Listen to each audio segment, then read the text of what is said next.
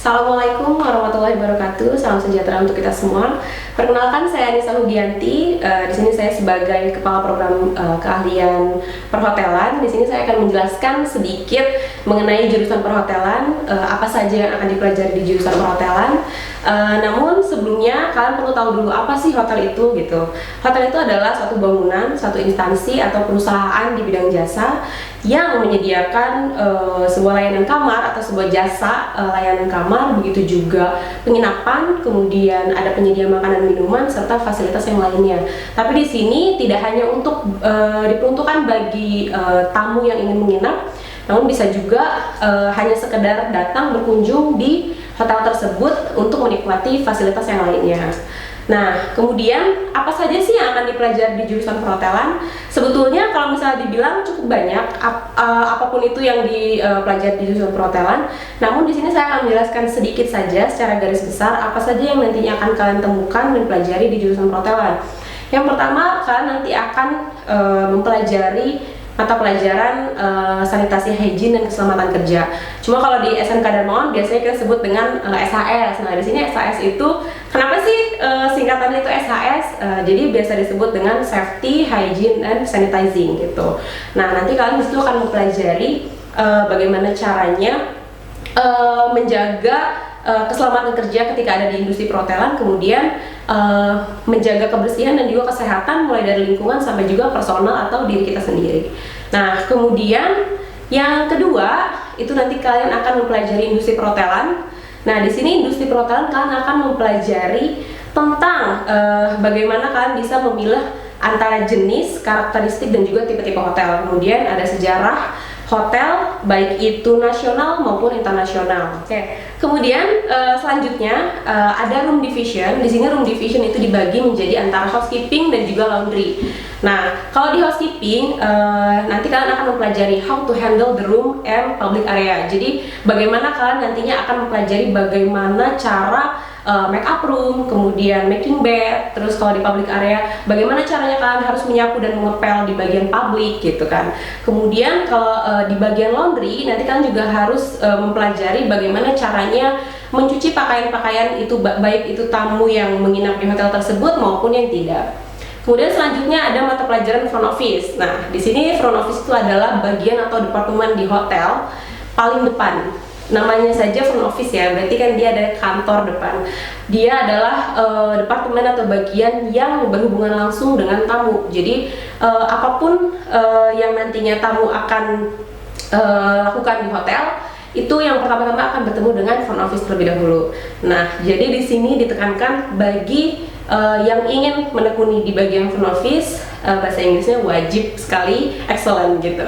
Kemudian selanjutnya ada mata pelajaran food and beverage service. Di sini hampir mirip dengan mata pelajaran yang dipelajari juga di jurusan tata boga, akan tetapi kalau di perhotelan hanya bagian servisnya saja. Jadi hanya saja pada saat melayani makanan dan minuman kepada tamu di restoran, baik itu dia yang menginap di hotel maupun yang tidak.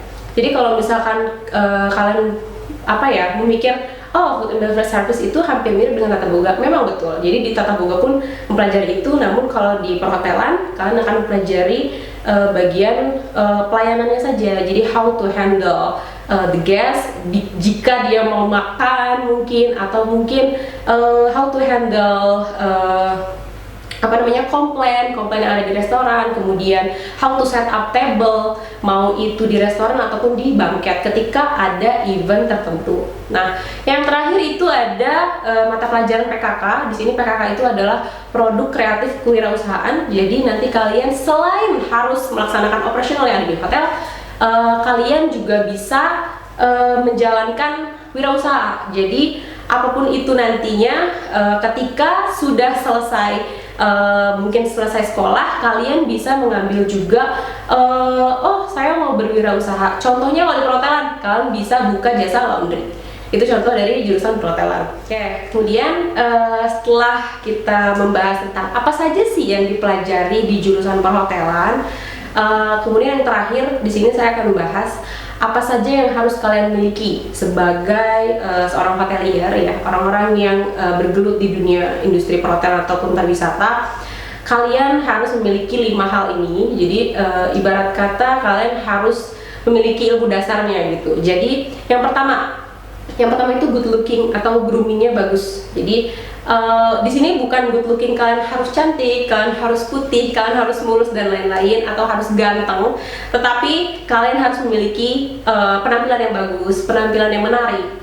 Jadi ketika kalian harus melayani tamu, tamu tersebut ketika melihat kamu dari jauh pun dia sudah tertarik gitu. Jadi ketika kalian harus memiliki grooming yang baik, grooming yang bagus, itu penampilan mulai dari ujung rambut sampai ujung kaki itu harus diperhatikan gitu. Kemudian yang kedua yaitu adalah good attitude. Di mana-mana semua perusahaan, bukan hanya di dunia perhotelan, bukan hanya di dunia pariwisata, kalian harus memiliki attitude yang baik. Jadi apapun ilmu yang kalian punya, sebanyak-banyaknya ilmu yang kalian punya, kalau attitude kalian tidak bagus, tidak baik, itu sama saja bohong gitu ya. Jadi yang paling utama itu memang good attitude.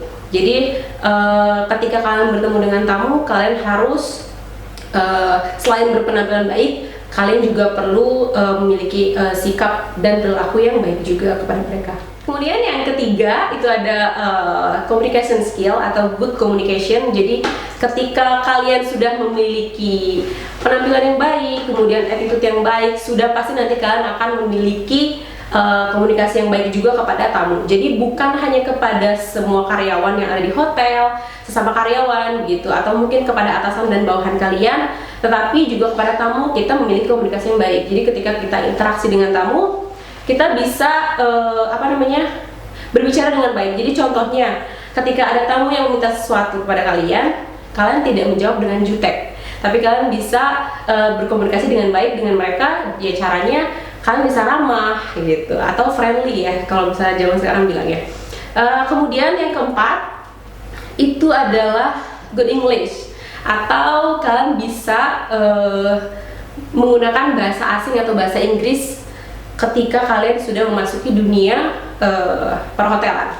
Jadi kenapa saya bilang itu perlu ya, salah satunya perlu di soft skill ini, karena ketika nanti kalian sudah bekerja di dunia industri, yang kalian temui itu bukan hanya orang-orang yang ada di Indonesia saja, tapi juga turis dari luar negeri. Jadi for example, misalnya dia dari Amerika atau dari Inggris atau mungkin dari India dan lain-lain, itu mereka pasti akan menggunakan bahasa Inggris setidaknya. Kalaupun tidak menggunakan misalnya bahasa India, kan nggak mungkin dia akan bisa bahasa India gitu. Jadi paling tidak minimal kalian bisa menggunakan bahasa Inggris, karena peralatan-peralatan dan istilah-istilah hotel juga menggunakan bahasa Inggris seperti itu.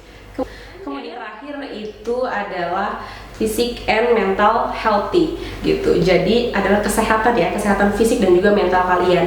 Itu penting sekali. Jadi ketika kalian bukan hanya di kantor, kerja di kantoran-kantoran, kalian harus menggeluti misalkan di dunia-dunia selain dunia industri dan perhotelan, kalian juga harus memiliki fisik dan mental yang kuat, apalagi di dunia perhotelan gitu. Apalagi contoh kalau misalkan kalian ada di departemen atau bagian housekeeping.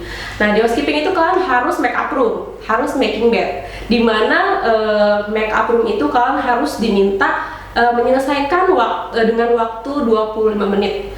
Sedangkan dalam satu hari itu kalian dibutuhkan untuk membersihkan kamar sekitar 10 kamar. Apa kalian kuat? Kan enggak. Jadi ketika kalian sudah mau menggeluti dunia pariwisata atau perhotelan, kalian harus memiliki fisik dan juga mental yang kuat.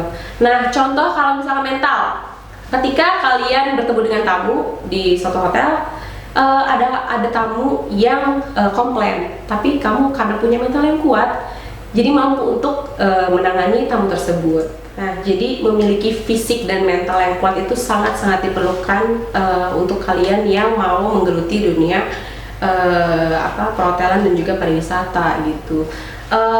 Jadi dengan contoh-contoh yang tadi sudah saya sebutkan, mudah-mudahan sih kalian bisa lebih kuat lagi nantinya ketika sudah betul-betul menggeluti dunia ini gitu ya. Tidak main-main lagi. Dan satu yang ingin saya ingatkan lagi ke kalian, di dunia perhotelan ini juga bukan hanya hard skill saja yang dibutuhkan, tapi juga soft skill yang tadi sudah saya sebutkan, ada 5 itu. Jadi mulai dari good looking, terus good attitude, terus communication skill, kemudian adalah good English, dan yang terakhir tadi fisik and mental health. Itu penting sekali untuk kalian punya atau miliki sebagai ilmu dasar kalian ketika nantinya sudah mau menggeluti dunia industri perhotelan yang sesungguhnya setelah lulus dari SMK. Ya, mudah-mudahan kalian bisa betul-betul menggeluti dan menekuni dunia perhotelan ini dengan sungguh-sungguh. Mungkin dari saya cukup sekian. Mohon maaf apabila ada kesalahan. Wassalamualaikum warahmatullahi wabarakatuh.